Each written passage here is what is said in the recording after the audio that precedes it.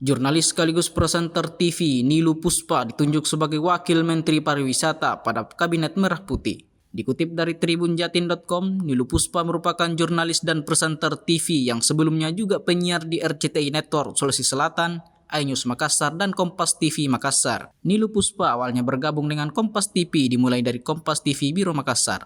Wanita kelahiran Bali itu memulai karirnya di dunia jurnalistik pada tahun 2010 silam. Sederet pengalaman menarik telah ia dapatkan selama menjadi seorang jurnalis. Salah satunya ketika ia mewawancari Kapolri Jenderal Tito Karnavian secara eksklusif sembari menaiki helikopter. Selain itu, Nilu Puspa juga kerap membagikan aktivitasnya ketika bekerja dan membagikan pengalaman dalam dunia jurnalis.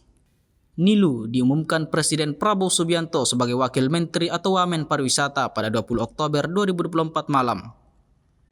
Nilu Puspa dan beberapa wamen lainnya sebelumnya telah mengikuti pembekalan calon wakil menteri di Padepokan Garuda Yaksa, Hambalang Bogor, Jawa Barat pada Kamis 17 Oktober 2024. MA Wakil Menteri Usaha Mikro Kecil dan Menengah.